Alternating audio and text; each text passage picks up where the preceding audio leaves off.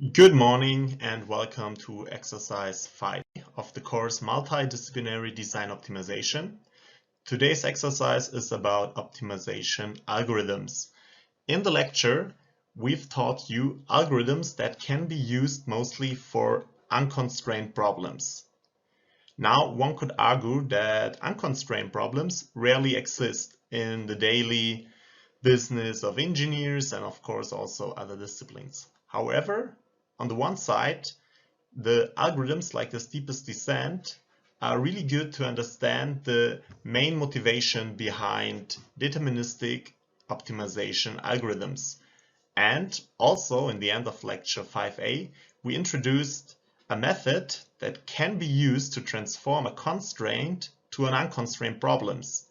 And by doing that, we can afterwards again use the algorithms we've taught you in the lecture 5a.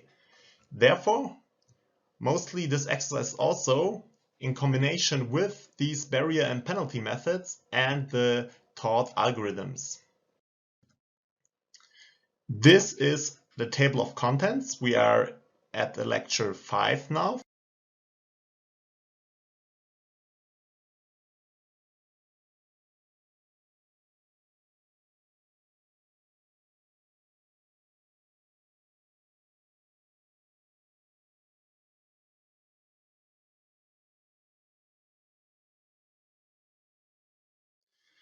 And we will start with a known exercise. So this is again the bar where an axial load is applied. You know that from exercise 2.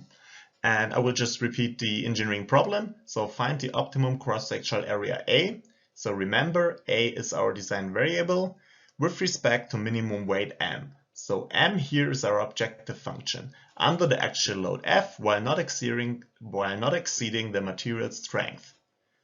And therefore we know that strength is our constraint. So the problem is already known, so I will skip this page. We now want to solve the problem in two different ways. So exercise 5.1.1 is transform the constraint into an unconstrained problem using a logarithmic barrier function. Use limit value analysis to find the unique solution. So we one time want to do it with a barrier function, and the second task is exactly the same, but with a penalty function formulation. On the right side, you see our optimization formulation problem. So we have our objective function, which is the mass, and we have again here now explicitly our constraint and lower and also upper bounds on the cross-sectional area. So this slide is out of the lecture. Here you can see the general form of a barrier function formulation. We have the meta-objective function c of x, we have our objective function f of x, we have our penalty constant r, and our barrier function formulation for r's that are greater than 0. What is there to say in general about barrier functions? By definition, they are always feasible. Because of that, it doesn't make sense to formulate them with respect to equality constraints, but only to inequality constraints. We have two classical formulations here, A and B. I can explain the main idea with the formulation A. So here we have the natural logarithm, and how it works is, I will draw a short sketch. So you have the natural logarithm with an argument. For us, the argument is our objective, our inequality constraint. And we have here the argument.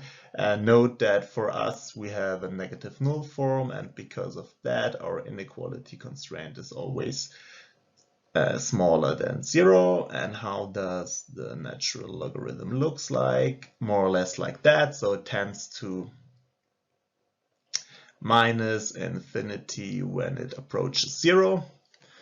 So first thing we have to notice, when we are feasible, then you can see it here, we are negative. Because of that, we need the minus sign here, because the natural logarithm is only defined in the positive region. And secondly, we want to minimize functions. So what we need are higher objective function values in the region where it gets infeasible. Because of that, we don't need minus infinity, but plus infinity, and therefore the second minus arises.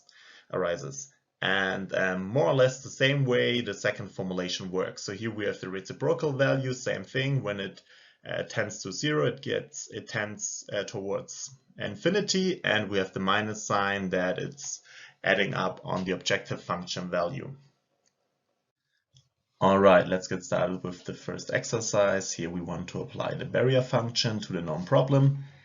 Before we get started, we first reformulate our inequality constraint. We do that in a way that we multiply it with the cross-sectional area. So this doesn't change the problem itself, but makes it a bit easier later on when we have to take the derivatives of it. As a next step, we formulate our barrier function.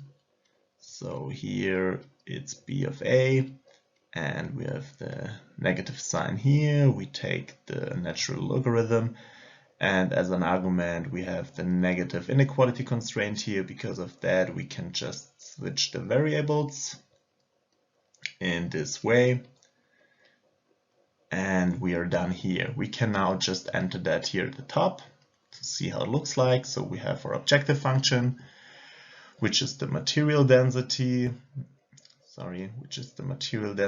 density multiplied with the length of the rod and the cross-sectional area. Don't forget the minus sign here, and then we have the penalty constant and our barrier function formulation.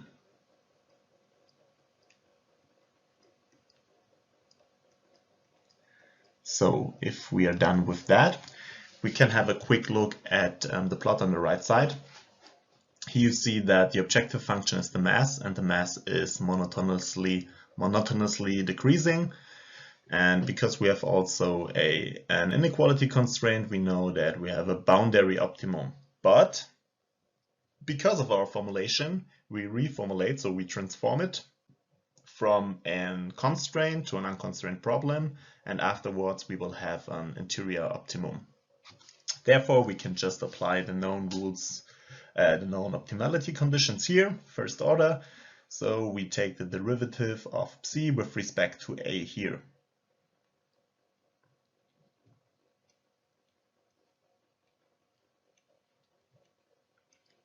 This has to be equal to 0.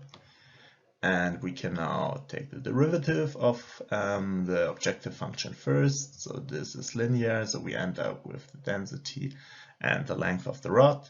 Afterwards the minus and the penalty constant. The derivative of the natural logarithm is just the argument. You put the argument in the denominator. So it's 1 divided by the argument, that is the yield stress, multiplied by the cross-sectional area and the applied force. And of course, don't forget to also take the derivative of the argument here. So because of that, we also get once again the yield stress here. And this needs to be equal to 0. So if you now put this part on the other side and solve it with respect to a, you end up with this formulation here. So a is equal to the force divided by the yield stress plus our penalty constant divided by the density and the length of the rod. The last step we need to do is now we want to use limit value analysis for the problem. The reason why we do that is we want to show that from a mathematical view, using this penalty constant and constantly decreasing it will lead to the analytical result. So we know that the real solution is here at the boundary, and we want to show that this is the same as when we apply penalty or barrier function formulations.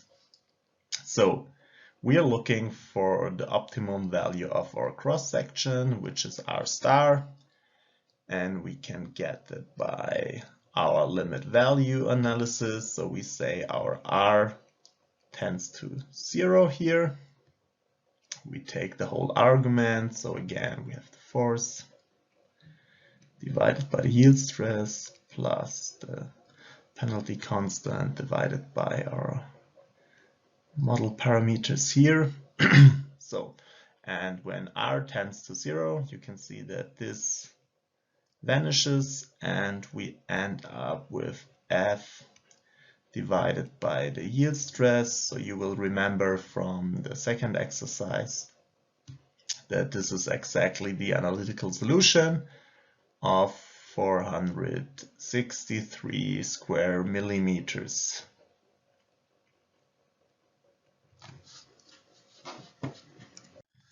So once again, we have the slide out of the lecture. So here we have the general form of a penalty function. We have our meta-objective function psi of x. We have our objective function f of x. We have again the penalty constant, which is now in the denominator. And we have our penalty function p of x. And the difference to the barrier formulation is that because of the definition, penalty functions penalize when you are in the infeasible region. So you are allowed to go into the infeasible region, but then you are penalized. So this is working for both. It's working for inequality and equality constraints. So let's start with A, the formulation for inequality constraints. Important is that max is different to the min argument we're using in the optimization formulation. So there we want to say that we want to minimize our objective function, but here we have the max function.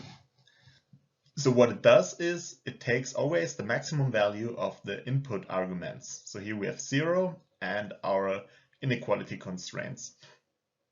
Remember that inequality constraints are always lower than 0 in the feasible region. Because of that, this formulation does not penalize in the feasible region. So how does it look like? So we have our penalty function p of x. And we have our input argument x, which is our inequality constraint here. So as long as we are in the feasible region, which is here, nothing happens because j of x is always negative. So the max function will always take 0. But at the moment we get infeasible. So remember, so this is the infeasible region. We are penalized in a quadratic way. So now this function sees something, something like that, and gets penalized more and more the more infeasible we get. So this is the main idea of how the max formulation is working. And then for equality constraints, it's way easier. You just take the quadratic function. So what you have here is every time it's not equal to 0, it gets penalized. So now we solve the same exercise with a max penalty function formulation. The first thing we do is we reformulate our inequality constraint in the same way. So we end up with f minus our yield stress multiplied with the cross-section area, which is smaller than 0. The next step is we formulate our penalty function formulation p of a. This is done with the known formulation. So we take the maximum argument, which is either 0 or the value of our infeasible inequality constraint here, and all of it to the power of 2. So because we know the problem on the right side and we know it's monotonously decreasing and we have our constraints, so same thing again, we know that we will run into the infeasible region. Because of that, we replace this whole formulation just with the squared value of our inequality constraint here. So this is f minus our yield stress and the cross-sectional area here. And we can enter both here at the top.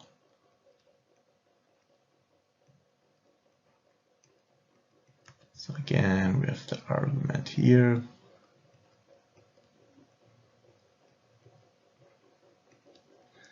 Squared value and now divided by our penalty factor.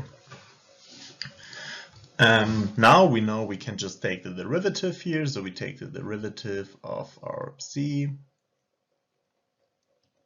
with respect to a here, which needs to be 0. And we can do the same thing now. So we take the derivative of the objective function, which is density multiplied with the length. And now we need to take the derivative of this argument here. So first of all, the brackets. So we we have 2 multiplied with the brackets. The next step is we need to take the derivative of the argument here, so we get a negative sign here, don't forget this one. And we get again the yield stress as well, sorry. And all of that divided by our penalty constant here. And this needs to be equal to 0. And with some quick math, we end up with this formulation for the cross-sectional area. One moment.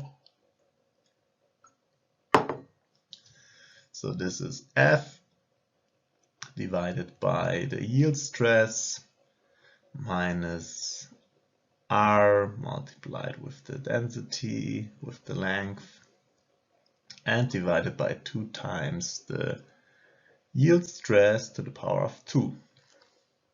As a last step, we do the limit value analysis.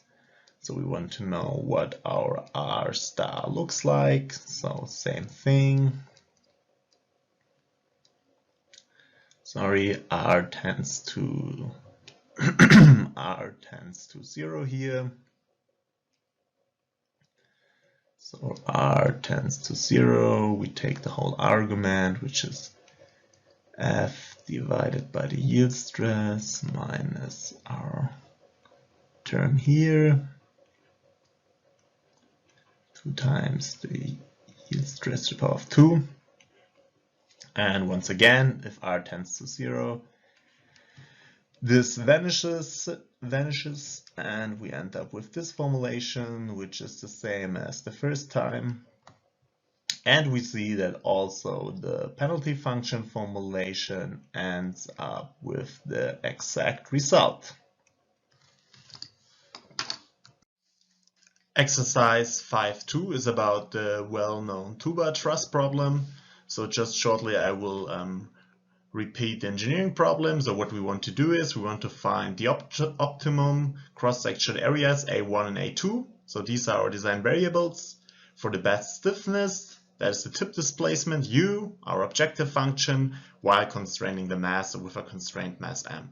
So what we're going to do is first exercises. Again, we want to transform the problem from a constrained problem to an unconstrained problem, and now we will use the reciprocal barrier function. So not the natural logarithm, but the reciprocal function. As a next step, we will carry out one iteration by hand of the steepest descent algorithm. And the last exercise is the computer exercise where you can, or where you have to implement the algorithm for steepest descent, and in that way you will come up with a numerical result. Remember that we solved the same problem in lecture 4 using the Lagrange function in an analytical way. Now we'll do it in this exercise with numerical methods. On the right side you see the optimization problem. One thing that is important is, even if we change the formulation, so from this formulation to a barrier function formulation, we still want to solve the same problem. So in the end, we want to minimize our mass while being in the feasible region, also with an upper and lower bound. On the right side here, you see the constants, which we will use to simplify our objective function. As a first step, we again want to transform the constraint into an unconstrained problem. So we formulate our meta objective function psi that depends on our both cross-sectional areas and consists of our objective function f and our penalty constant r and the barrier function formulation. This time the barrier function formulation is a bit different. So our barrier function b is now the reciprocal value of our inequality constraint, and also remember that we take the negative sign to penalize designs that are close to the infeasible region. So it's minus 1 divided by our inequality constraint here. We can now enter both here in our formulation. So it is C1 divided by the first cross-section area plus C2 divided by the second cross-section area. Now again, don't forget the minus sign. We have our R penalty factor, and in the denominator we have the square root of 2 multiplied with the first cross-sectional area plus the second cross-section area minus our constant 3. And this is our formulation. And if we do that, we can now again state our objective, our optimization problem. So what we want to do is we want to minimize our meta objective function C with respect to A1 and A2. And I mean, we did the whole thing to not have the equality or inequality constraints explicitly, so therefore subject to and now only the upper and lower bounds, but no in or equality constraint functions here. So the lower bound is a cross-sectional area of 1 square millimeters. So our design variables are supposed to be equal or bigger than that. And we also formulate an upper bound, which is actually just infinity. So we have for both cross-section areas these upper bounds. And of course, it's always smaller than infinity. So we need to remove that. And what happened now can be seen on the right side. So what we have is, one moment, I will take the laser pointer. So at the top, we have the normal formulation. So here we see the contour lines of our objective function. So we see that we can decrease our weight. We can decrease the displacement, so increase the stiffness if we go in that direction. So if we increase the cross-sectional areas, but we also have an inequality constraint here that prevents our optimizer to go further. So what we did now, we reformulated the problem, and actually this is a bit misleading because we don't have this inequality constraint anymore. But what we have is, because of our formulation with the reciprocal inequality constraint, our function value increases a lot when we go close to the boundary. And you can see it here by the contour lines. So our optimum is now here. So it's before and afterwards. It's going up again. And you can imagine that as a wall. So our optimizer will start here, going into the direction of our optimum, but he won't go further because here is more or less a wall. So you cannot enter the infeasible region that is here.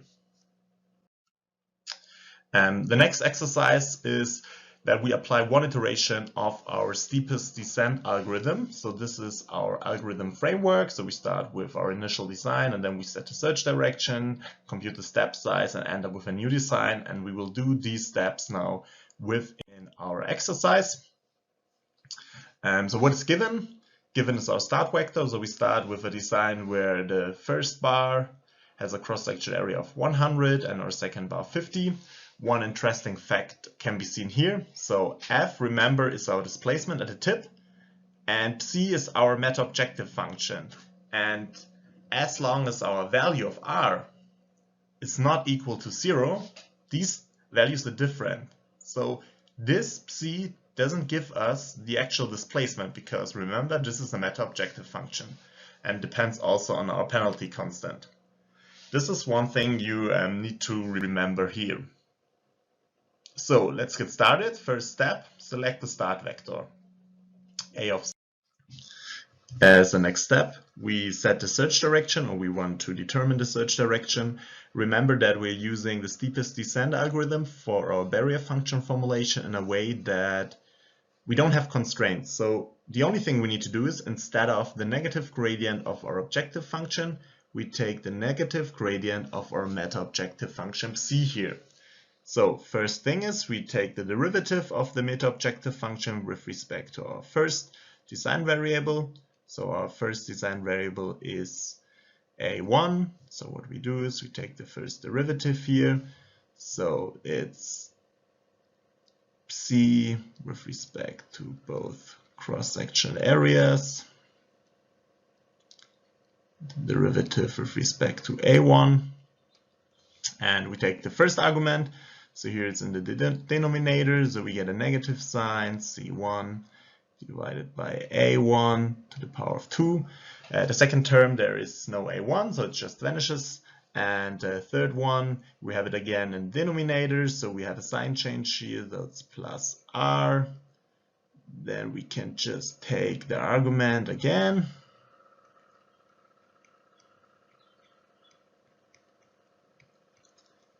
To the power of 3, to the power of 2, of course. And note that we have this term here as well, so we get the square root of 2 here as well. And if you enter the values which we had on the table on the slide before, we end up with a value of minus 0.13 to the power of minus 3. So this is our first component of the gradient. Now we can derive the second one as well. So we do the same thing. We take the derivative of our meta objective function here with respect to a2 now. And now the first term vanishes and the second term is more or less the same. So it's this one again. Note the sign change here. We can just write down the same argument here. But this time we need to take the derivative of that one, which is just 1. And if we enter the values of the table, we end up with minus 1.19 to the power of minus 3 here.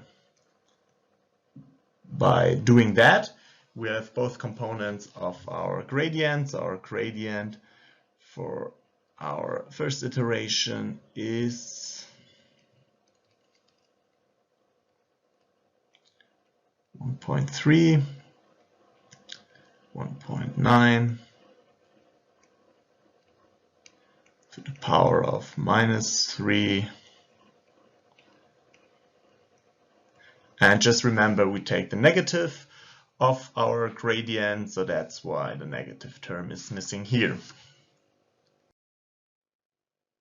Now we want to apply, or we want to compute the step size. So this is the classical line search which we want to carry out here. One thing that is important is in the lecture we introduced 3 steps. So we started with bracketing. Here it's written that bracketing gave us a bracket between 0 and 100, and then we had sectioning and the approximation method. Please note that this is not a fixed order. So what we want to do in optimization is often we want to improve our design.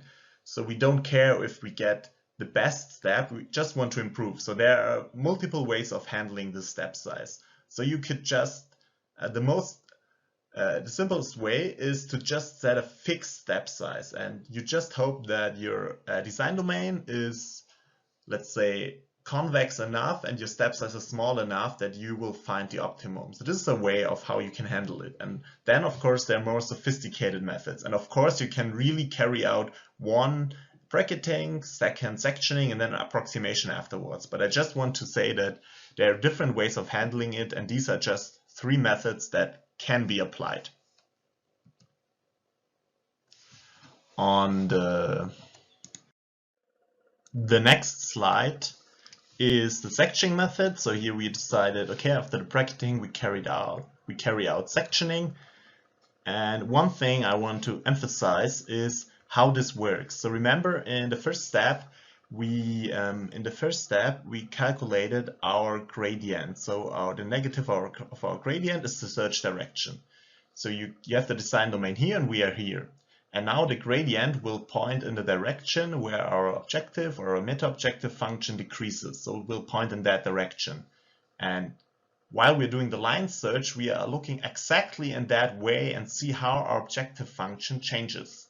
So what you see here is how it does. So if you follow the direction of your gradient, it will decrease, decrease, decrease, decrease, decrease, and at some point it will rise again. And this is basically where our barrier function formulation comes into play. And you can also see that here.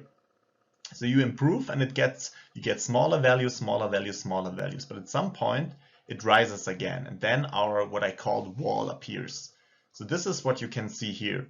And on this domain, so on our meta-objective function in the direction of our calculated gradient, we now carry out our sectioning method. And in the sectioning method, here you don't need any sophisticated information, you just need the function values under the assumption that our design domain is convex. And what you do here is you always try to decrease the size of the interval. So first thing is because the bracketing carried out the lower and upper bounds, we have our lower value alpha low, which is equal to 0. And we have also our upper value of alpha, our step size, that is 100. And we are now using the golden ratio. So remember, the advantage of it is that we can reuse some points in the later iterations. So we now calculate our first point. So these are just the formulas from the lecture. So we have alpha 1 of 0. That is the lower bound plus the difference of the upper and lower bound, and then multiplied with the golden ratio here. And we end up with a value of course, 61.8. And we can do the same thing for the second intermediate step size. So now we take the upper bound plus, sorry, of course here it's not plus but minus, and we take again the difference between the upper and lower bound. So here it's minus 100 multiplied by our golden ratio, and we end up with a value of 38.2. And now we can just compare the function values. So where are these values? We can see it here. So one moment. So this is our lower bound, this is the upper bound, and here are our both calculated values. And what we do now is we compare the values. So remember that we are assuming a convex function. So we don't have any functional course as like that. So it goes down, up, and we have multiple local optima. We have a convex function. So by evaluating only this inner 2 points, we can tell right away which bound we can remove. So what we do here is we first compare,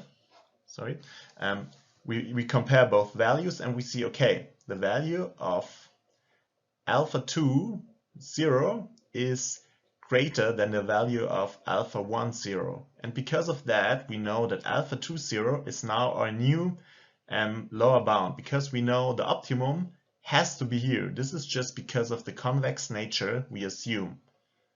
And this is how you carry out the first iteration. So what you do first is exactly what I said. So you're comparing the values of the meta-objective function. So you're comparing the value of psi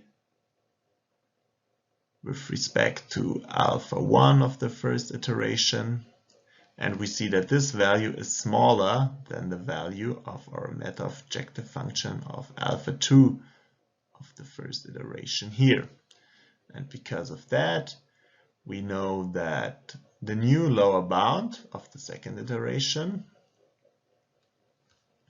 is equal to the second alpha of the iteration before. And this is the first change, and this is equal to 38.2.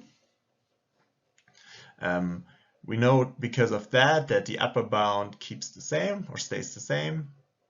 So we know this is just equal the upper bound before, and we know that this is 100.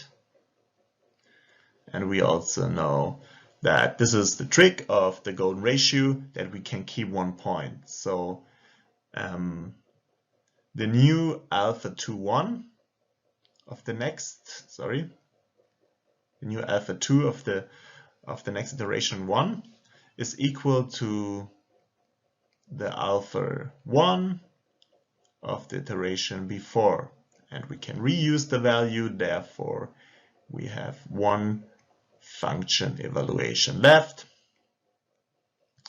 And then we calculate the new alpha 1 value, that is the lower bound, which is now 38.2 plus, now I will stick to the official way. So first the golden ratio here, and then multiplied of the span, which is now 100 minus 38.2. And we get a new value of 76.4 here. And now the same thing again. We can update our bounds, we can see it. And we compare the values of our net objective function. So once again, we check the value of psi with respect to our first intermediate step size, with our first intermediate step size of the last iteration. So this is of course 1. And again, this is smaller than the meta objective function value with respect to alpha 2 of 1.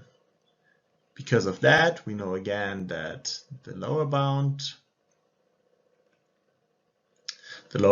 of this iteration is equal to the alpha 2 value of the iteration before, and that is 61.8 here. The upper bound stays the same again, so just one moment. So the upper bound of this iteration is the upper bound of the iteration before, and this is still 100, of course. And we now have the change again, so alpha 2 of this iteration is equal to alpha 1 of the iteration before, and this is 76.4. And we need one additional function formulation here. So alpha 1, 2 is now the lower bound, which is 61.8 plus, because it's 1, the golden ratio and the difference of the upper bound, and of course the lower bound here. And this is 85.4. We can again look at the updated block here, and this looks like the following. So this is our lower bound, this is the upper bound, and these are our intermediate values. And now you can proceed and proceed, and this is like every other optimization. You could also set a threshold. So maybe a threshold as a change in the meta objective function. You could also set a threshold when the change, let's say the step size and the step size algorithm. This is kind of a bit confusing, but when this is low enough, so the change in alpha is low enough, then you just stop doing this optimization. Another option we have are approximation methods. So what we do here is we are using an interpolation function of our meta objective function psi in the direction of our search vector. Before we start, note the hint. So we normalize the gradient vector. This is only to get better values of our step size alpha here. So what we're doing is we are calculating an S-reverse roof of 0, which is just our earlier calculated search direction with the length as a norm. and we end up with a value of 0.574 and 0.8188 as the new search direction. Please note this doesn't change the direction, just the length. So we didn't change anything after all. Okay, what we have here is a quadratic interpolation. We have three unknown values. We have our three step sizes as well. What is missing are the values for our net objective function. Right now we have formulated this objective function with respect to our cross-sectional areas A1 and A2. I will just write it down, one more time. So it's C1 divided by A1 plus C2 divided by A2 minus then the penalty factor and the reciprocal inequality constraint.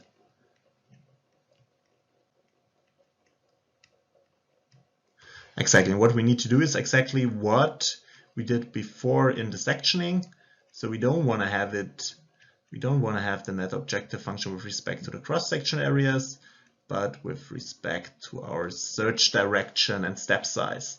And this can be easily done. Just have a look at the general framework of the algorithm. We know that our new design, in this case A1, is equal to A0 plus our step size and our search direction. Here our new search direction. So we can just enter those values that are 150 squared millimeters plus alpha and new search direction.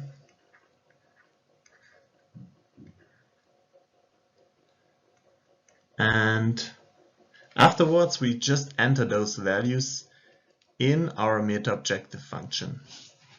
And if we do that, then we get for the first value, so alpha 0 is equal to 0.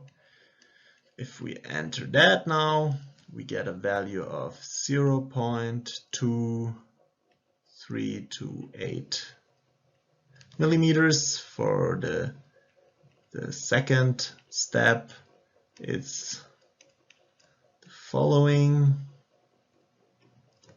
If we enter that in our meta objective function, we get a value of 0.1789 millimeters, and for the last one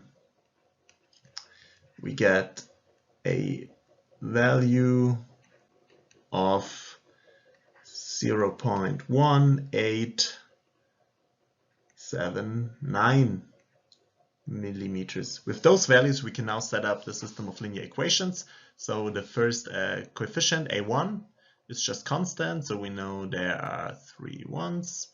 Second component is linearly dependent on our alphas, so we can just enter them here. So alpha 0, alpha 1, alpha 2, and the last one, A3, is in quadratic relation with our alphas, so we take alpha 0 squared, alpha 1 squared, and alpha 2 squared as well. This multiplied with our coefficients A1, A2, and A3 is equal the recently calculated value of our meta objective function. If we inverse the matrix, we get the results for our wanted coefficients. I will just quickly shorten it that way. So we take the inverse of it, multiply it with our vector, and we come up with the following values. So for A1 it's 0.2328 millimeters. Remember that, or note that the values have different units.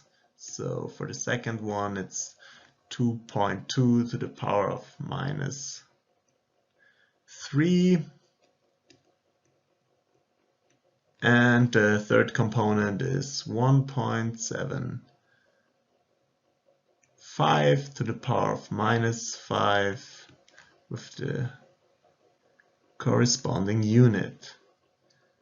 So what you see here are the results for our three coefficients, and those can be used for setting up our approximation function here. So I will just enter the values that are, remember, A1 is equal to 0.2328 millimeters plus A2 is equal to 2.2 to the power of minus 3 millimeters multiplied with alpha plus our last term is 1 point, so A3 is 1.75 to the power of minus 5, and the corresponding unit. So, and this can be solved for our alpha, so it is pretty easy. We just take the derivative of our meta-objective function with respect to alpha. So this is alpha 2 plus 2 times A2 plus 2 times A3 alpha equal to 0. And because of that, we know that alpha star with the roof, because it's the approximated solution, is equal to minus A2 divided by 2 times A3, which is 62.82 millimeters to the power of 3. We can have a look at both solutions actually. So here you see that the solution of our approximated function is here, and the real solution is here. So there is a difference, but please consider that our starting point is here. So even with our approximated function, we improved our objective function a lot. This is the most important point here. And lastly, we will also calculate the solution of our new design now with everything we calculated before. So we can start right away. So what we know is, one moment, we know that, this is the pen, we know our initial design, which is 150 square millimeters plus our step size, that is 62.82 millimeters to the power of 3 times our nominated. So this is important. If you calculated the step size with your nominated search direction, you also need to use the nominated search direction afterwards. And then you can enter that here. And we end up with a value of 136.06 and 101.44 for both cross sections. You can also do the comparison. So the first value of A0 was a displacement of 0.2299 millimeters. And now with our one iteration with the steepest descent and the barrier function formulation, we have a displacement of 0.1459 millimeters. To conclude exercise 5.2, we will now carry out the remaining iterations within the computer exercise. We will use numerical gradients using central finite differences. We have an approximated step size within the inexact line search and two stopping criteria. The first one is the change in the meta-objective function. So epsilon is 1 to the power of minus 9. If the change is lower than that, then the algorithm will stop. And the other criterion is a maximum number of iterations. Having said that, we can now switch to our MATLAB code. You can download the code on Moodle, and I will go quickly through it to explain it. So we have one part here, that is the plotting part. Here you can have a look at the design domain and see how the problem looks like, but you're familiar to the problem anyways. Then the next part is about the algorithm itself. So this is the steepest descent for now. And at the bottom we have two function calls. So the one call is for the meta objective function psi. So here you can give as an input the cross-section areas and you get the function value of the meta objective function. And the second code is to calculate the mass of the 2-bar truss. Let's get started. The first thing we need to fill out is the initial conditions. So that's what I just read. So epsilon is 1 to the power of -9. We have a maximum number of iterations, that is 25, and the lower bound for the cross sections is 1 and 1. Our start vector is 150, and with that it's done. So the first task is solved. We can run the optimization once now. So it goes through the first part. It also plots the design domain, but actually it's not entering the loop. And the reason for it is the following. So the optimization is carried out within our while loop. And the while loop is running as long as the argument is 1 here. So since it's set to 0, it won't iterate. What we need to do now is we need to enter our convergence criteria. And we have 2 of them. Within this loop, at the end, we are calculating delta psi. So delta psi is the change between the meta objective function values of the current iteration and the previous one. And this is one of our tests. So we can just paste it here and we can say if this change, and be sure the absolute change of delta psi is greater than epsilon, then we will iterate longer. But if it's smaller, then we will stop. The other criterion is our maximum iteration. So at the moment, the maximum iteration is above our 25. We will also stop. And having entered that, we should now be able to get inside the loop. So let's have a first try. And everything is working fine so far. The next thing we need to do is calculating the gradients.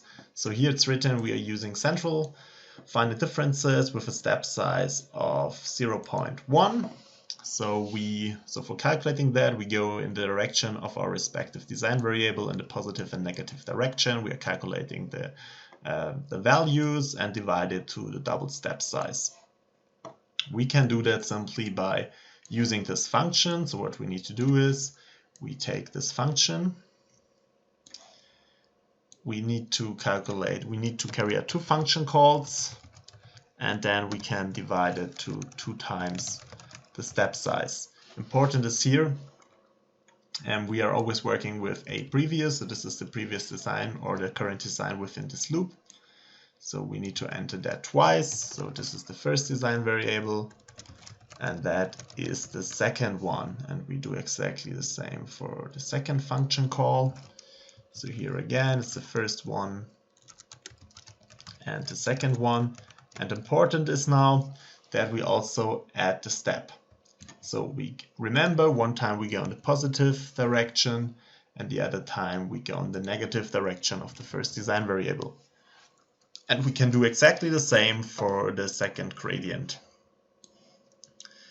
If you filled out that, we can proceed now to the search direction itself. So here we have 2 options. The second option is for the bonus task. So here we are using second order information, but right now we only want to have first order information that are gradients. So we know that for steepest descent, our search direction is the negative of the gradient. For that reason, we can enter it that way. And as in the exercise, we want to normalize it. So in MATLAB, you can just use the function norm for that, which gives you out the length of your search direction. The next part is about the bracketing. So in bracketing, we want to ensure that we have an interval within our optimum is included. Important is here the assumption of a convex function. And one thing that we need to consider here is, and for that I will have another look at the plotted design domain.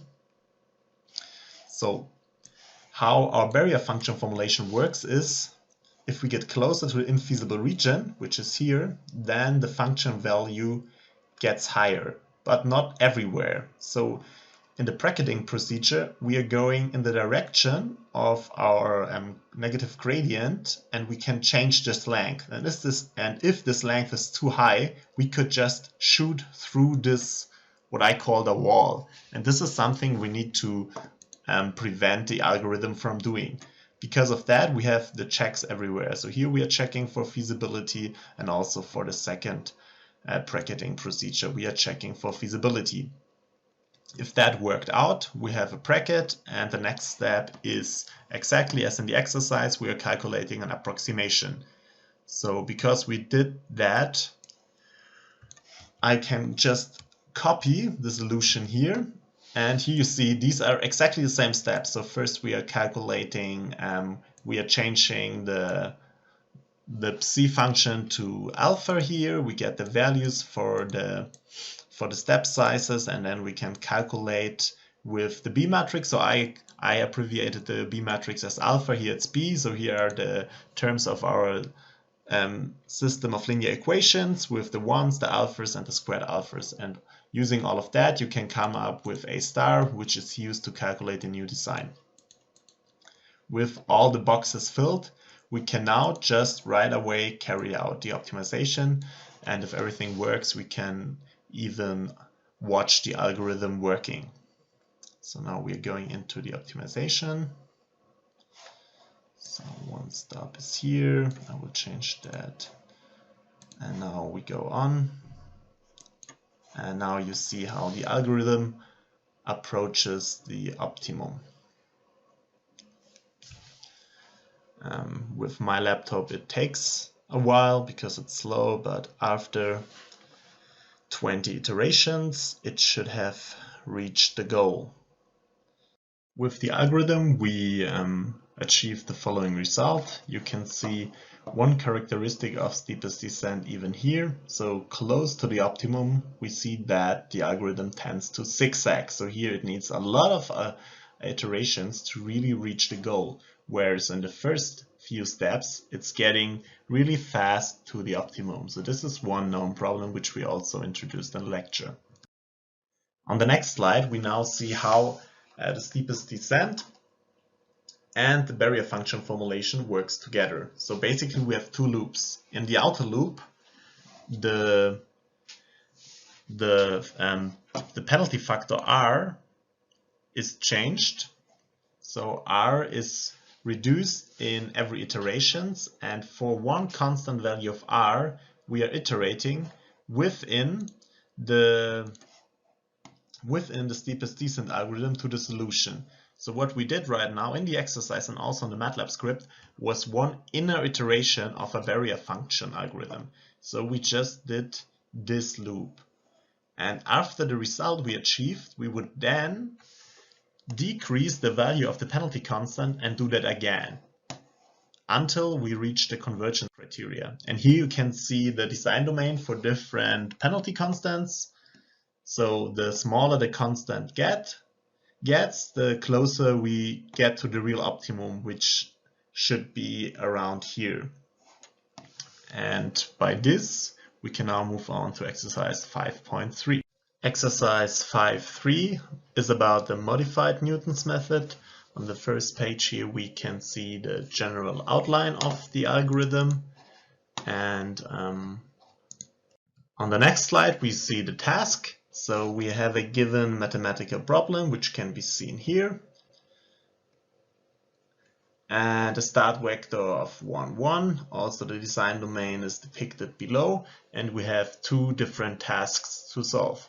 The first one is we need to calculate the search direction s from 0 from the first iteration, and the second step is to calculate a new design x from 1 with a fixed step size of 0.4. Before we start, a quick recap on how the search direction of the modified Newton's method is motivated.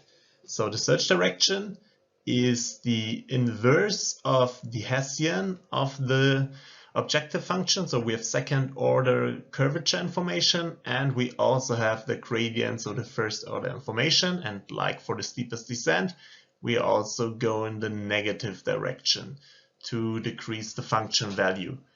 The idea is pretty simple. We are using an approximation of our function. So here's a second order Taylor expansion, and we just solve this known expression for our design variable vector xk from k plus 1 and x from k. And if we do that, we end up with this formulation here.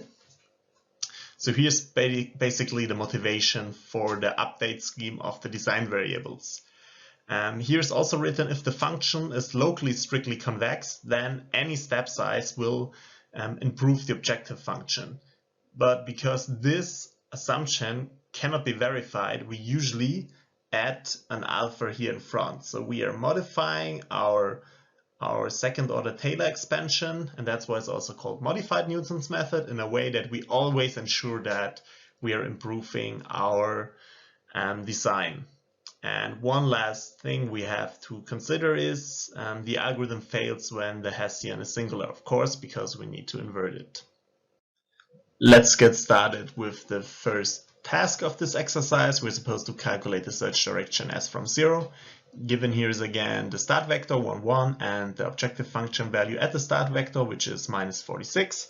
First thing we calculate is the gradient of the objective function, so first order information. So the gradient of our objective function at the start vector x from 0 is, first entry is the derivative with respect to x1.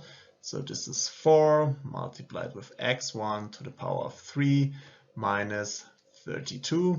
And the second entry is again 4 multiplied now with x2 to the power of 3 minus 16.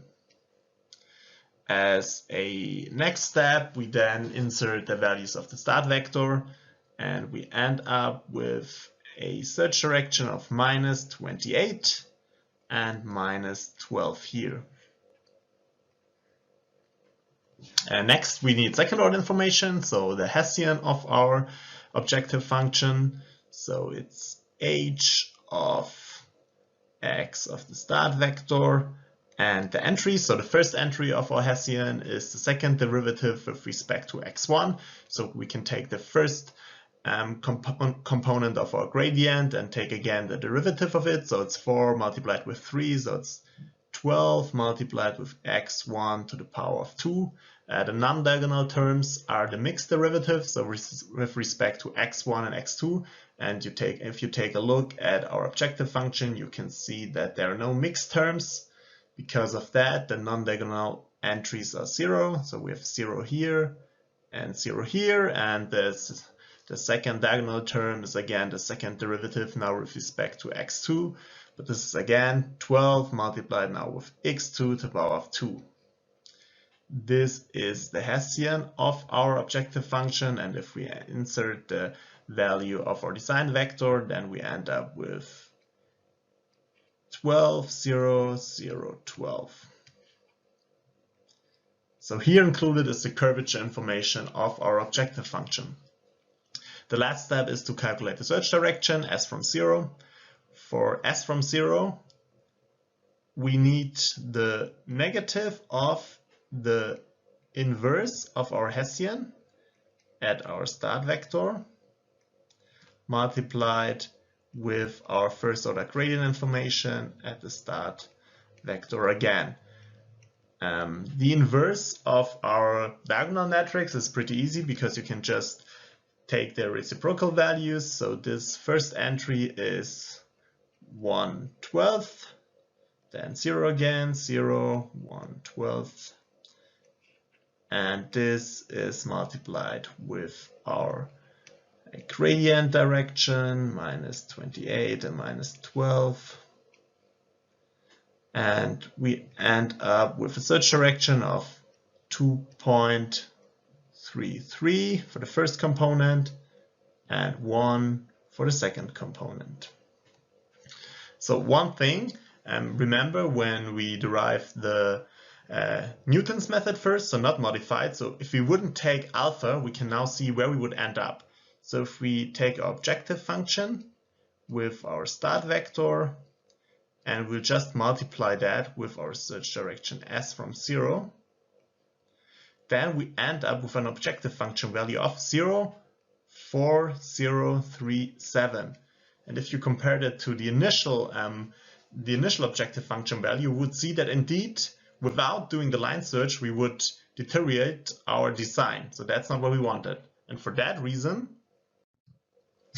we carry out line search. So the line search was carried out for you, so you don't need to do that. So the step size is 0.4, and we just need to enter the values now in our update scheme. So again, our start vector is 1, 1, 1, 1. Step size is 0.4, and we multiply that with our search direction 2.33 and 1. And our new design vector x from 1 is now 1.93 and 1.4. So, and if we now insert that in our objective function, so x from 1 now with the new design here, we get a value of minus 66.44. And remember that our first design was minus 46. So now we can see we indeed improved our objective function. And how does that look like? So here again, we can see our initial design that is here. And with the line search and our search direction, we went in that direction and end up here. And so the search direction only brought us way too fast. So it didn't stop here where it's better, but it went further where the whole objective function goes up again. And the reason for that is that the inverse of the Hessian is assuming a quadratic function. So a pure quadratic function here. We don't have a quadratic function. Our function has terms to the power of 4, and that's why the pure Newton search direction is misleading here. That's the reason why we are carrying out a line search. Lastly, we have the bonus exercise. So here again, we will use the MATLAB code.